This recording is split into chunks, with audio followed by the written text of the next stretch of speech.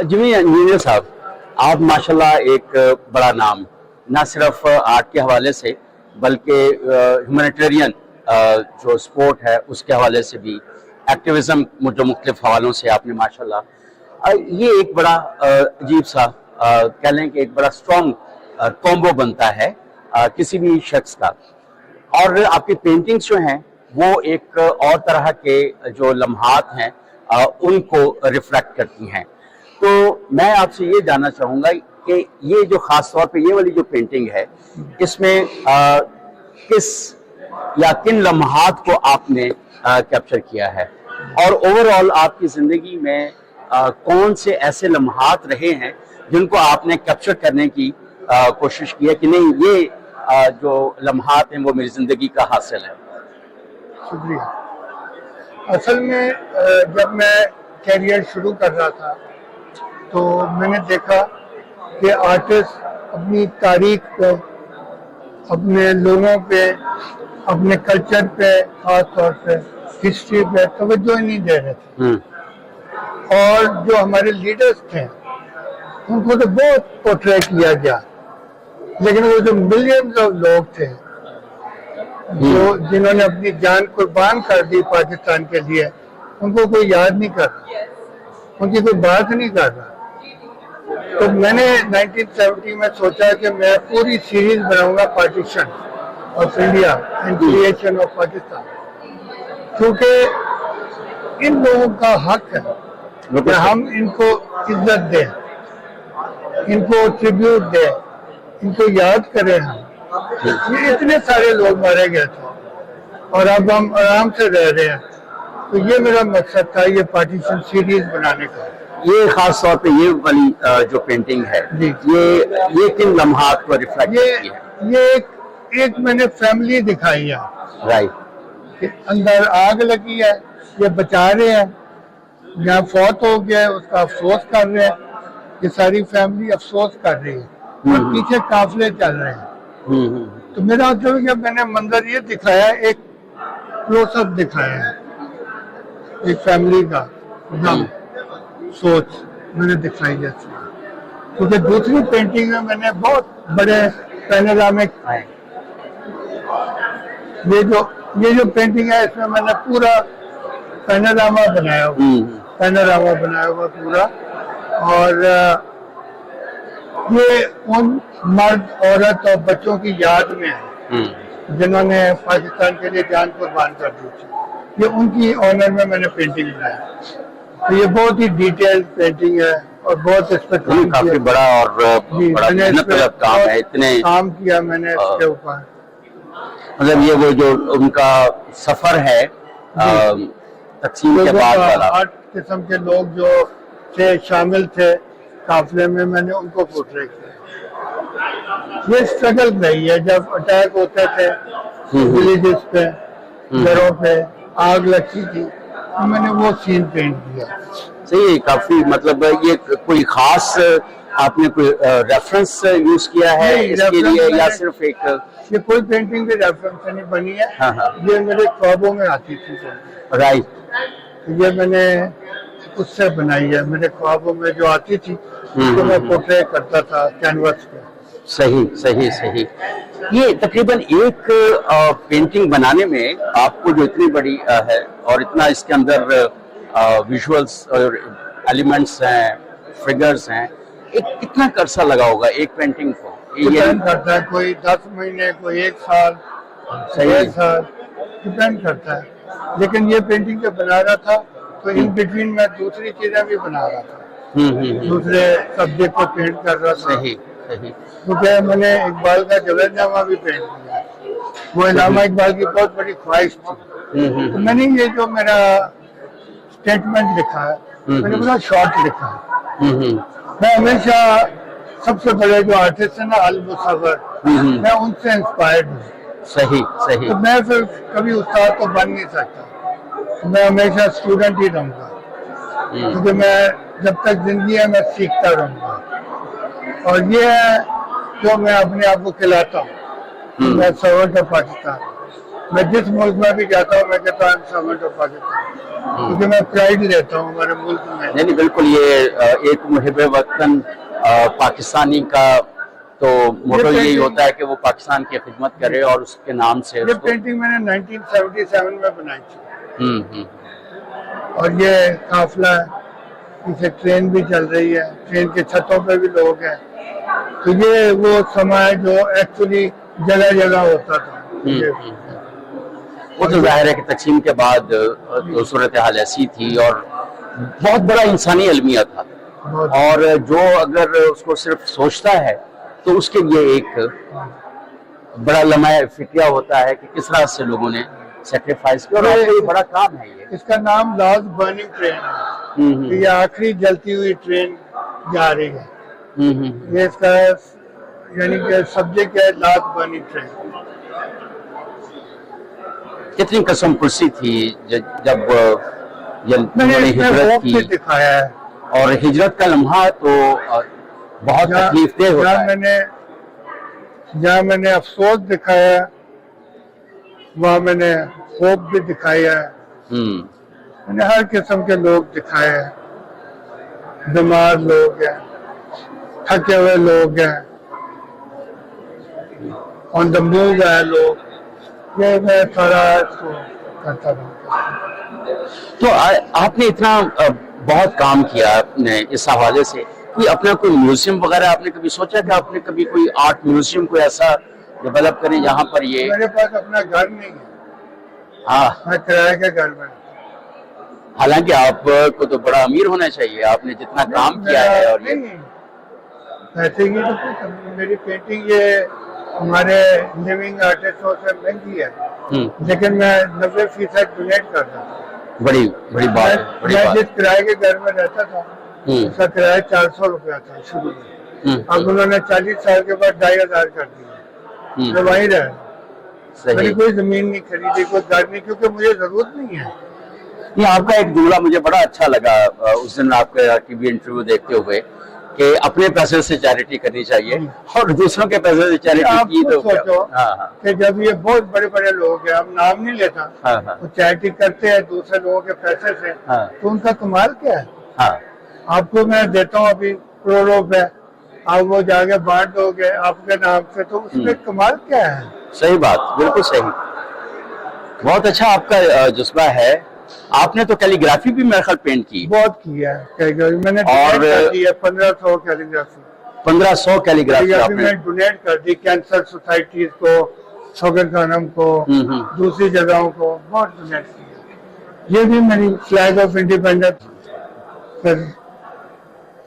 और ये भी मेरे ख्याल वही नहीं, ये सनसेट है। अच्छा, सनसेट। ये समझ लो कि पार्टीशन के बाद सनसेट, जाना इंसान है ना कोई है।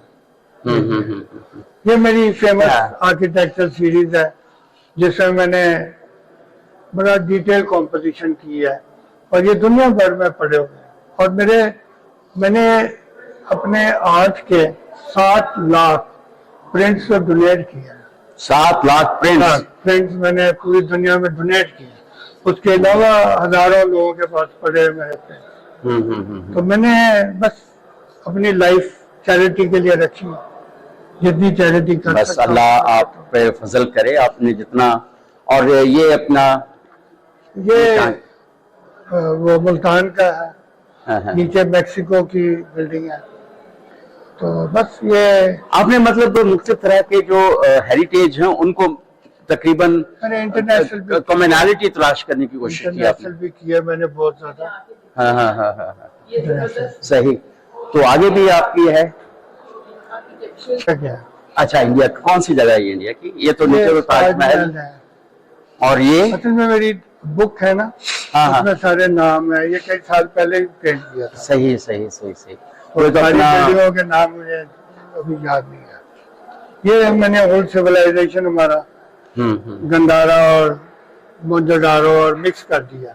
आपको एक तो जो हमारी रूट्स हैं उनसे बड़ा आपको वो है कि एक मुल्क से बहुत प्यार है, क्योंकि मैंने अपना मुल्क कभी छोड़ा नहीं। बहुत मुझे मौका कई मुल्कों में रहने का है, मैं नहीं छोड़ा।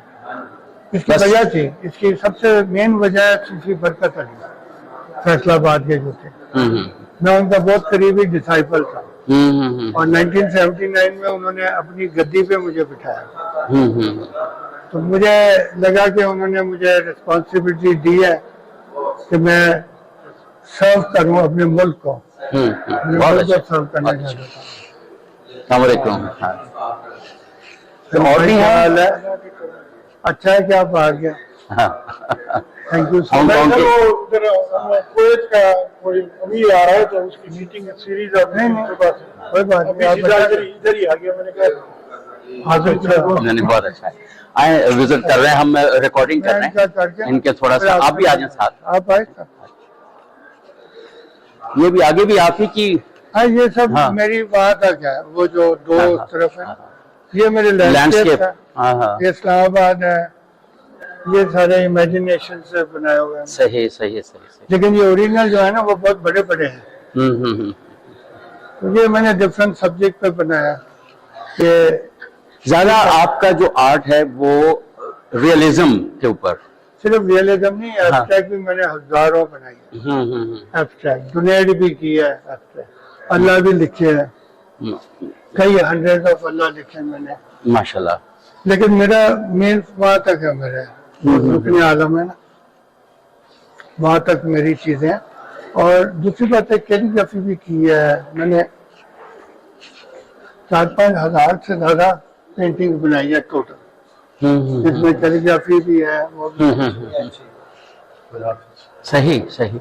ये फिर आपकी आर्किटेक्चर वाली सीरीज जो है। हाँ जी, ये कंटिन्यू होता है क्योंकि इतना डिटेल काम कोई करता नहीं है। यानी बहुत डिटेल। नहीं, आर्किटेक्चर लोग करते हैं लेकिन इस तरह का नहीं करते। जब से मैंने शुरू किया ना तो दूसरों ने मेरी पेंटिंग से इंस्पायर होकर कई लोगों ने शुरू किया है, लेकिन इस तरह का काम नहीं करते।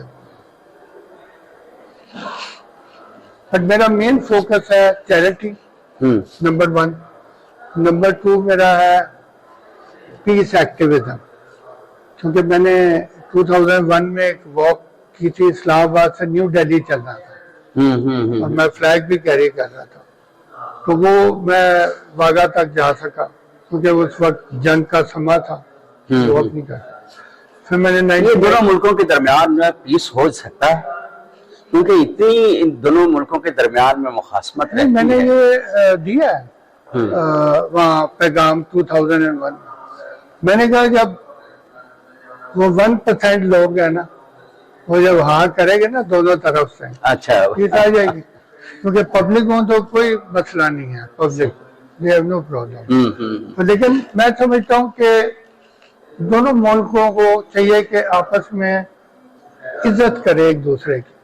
जरूरी है, जरूरी है। लेकिन फिर पॉलिटिकल रीजन से ना वहां से बयानात अजीब अजीब आते हैं क्योंकि लोग फिर वोट करें सही बात है, सही और बात फिर है। बस ये पॉलिटिकल है। स्टैंड पे बनाया हुआ है इसको और उसको लेके चल रहे हैं। तो ये सारी आर्किटेक्चर से मैंने 78 पेंटिंग बनाई है एक्चुअली। ये आर्किटेक्चर पे है। फिर लैंडस्केप भी बहुत सारे बनाए हैं मैंने। लेकिन ये है कि मेरा जो रूट्स है ना सोच की, वो पाकिस्तान है। मुझे अक्सर लोग पूछते हैं कि आप पारसी हो, आपको इतना लगाव क्यों? तो पारसी भी तो पाकिस्तान से है यार। नहीं, मैं पैदा हुआ था ना पाकिस्तान में, बलूचिस्तान में पैदा हुआ था। सही। फिर एजुकेशन मेरा लाहौर में हुआ, फिर मैं कराची चला गया, इधर गया। मैंने बहुत इंस्टीट्यूशन को वैसे भी दिए अपने काम, डोनेट कर दिए हैं, लोगों ने ऑप्शन भी किया है मेरे काम को।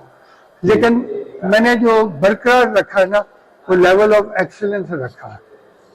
यानी कि मैं किसी भी मुल्क में ये रख सकता हूँ पेंटिंग, किसी भी लेवल पे, म्यूजियम हो या कोई जगह हो, मैं वो रख सकता हूँ क्योंकि मैंने लेवल उस तरह का बरकरार रखा था। मैंने कोई पाकिस्तानी लेवल और पाकिस्तानी आर्ट के साथ ये नहीं था मेरा कोई वास्ता, मेरा इंटरनेशनल लोगों के साथ था। जाहिर है कि बड़े आर्टिस्ट का एक्सपोजर बड़ा होता है, उसका मोटिव भी बड़ा होता है, एक होता है ना आदर्श जिसका हम कहते हैं, वो भी जाहिर है। अच्छा, एक आखिर में ये जो एग्जीबिशन आज ऑर्गेनाइज हुई है फॉर आर्ट्स एक और Pakistan national council of the arts का एक मुश्तरका एक काविश है और बहुत अच्छी, क्या कहेंगे फॉर आर्ट्स एक और पीएनसी एक? मेरी दोस्ती है आमना पटौडी से भी और आदम मसूद से भी, बहुत अच्छे आर्टिस्ट है, तो इसलिए मैंने मिलकर उनके साथ एक ग्रुप एग्जीबिशन की है और आइंदा भी मेरा इनके साथ रब्ता रहता है। और ये जो मोमेंट इन टाइम है ये हमने एक उसको टाइटल दिया था इस एग्जीबिशन को, और हम तीनों इकट्ठे होकर हमने काम लगाया कि लोगों को मौका मिले कि वो डिफरेंट किस्म का काम देखे और उसको एंजॉय करें।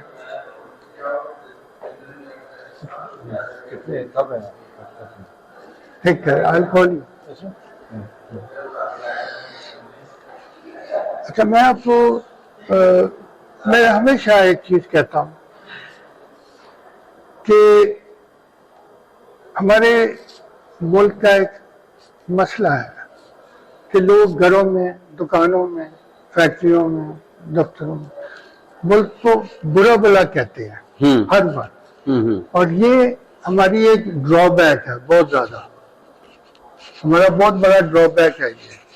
आप बाहर के मुल्कों में जाओगे तो लोग नहीं बोलते इतना अपने मुल्क के खिलाफ, हर वक्त नहीं बोलते, फिर ये बोलते हैं, फिर बाहर जब जाते हैं तो लोग बुरा भला कहते, फिर कहते ये क्यों होता है। तो मैं कहता हूँ कि हमारे मुल्क के बारे में बुरा भला हमारे लोगों को नहीं बोलना चाहिए। हर वक्त बोलना, हर वक्त तनकीद करना, हर वक्त बुराई करना अच्छी बात नहीं है, क्योंकि मुल्क की इज्जत नहीं होगी तो हमारी इज्जत बेसिकली तो किसी भी मुल्क के अवाम अपने मुल्क का परसेप्शन डेवलप करते हैं। जो परसेप्शन आप लोग डेवलप करेंगे, लोग आपको उसी परसेप्शन के कॉन्टेक्स्ट में देखेंगे, उसे बाहर तो नहीं देख सकते ना। अगर मेरे बारे में एक गलत परसेप्शन डेवलप हुआ है और मेरे अपने इर्द गिर्द दोस्तों नहीं कब करेंगे, तो जाहिर है कि लोग इसी तरह मुल्क, आपने बिल्कुल सही बजा फरमाया, और पाकिस्तान की इज्जत करनी चाहिए, मुल्क की इज्जत करनी चाहिए जहाँ पे आप पैदा हुए हैं, आपकी एक जन्म जो जहाँ पे आपने लिया, तो बिल्कुल। और दूसरी बात यह है कि मैंने हमेशा कहा है कि ये मुल्क अजीम बनेगा, ये हर वक्त गरीब नहीं रहेगा इंशाल्लाह। जहाँ मैं पैदा हुआ बलूचिस्तान में, वहाँ दुनिया का खजाना पड़ा हुआ है, बेशक, सिर्फ उसको बेहतर तरीके से करें। और आखिरी में मैं कहना चाहता हूँ कि जब हमारी सोच बेहतर होगी और जब हमारी नीयत बेहतर होगी तो ये मुल्क भी बहुत बेहतर हो जाएगा। बेहतरीन बात बहुत दिया, और अपनी पे चीजों के बारे में, पेंटिंग्स के बारे में, आर्ट के बारे में और फलसफा जिंदगी के बारे में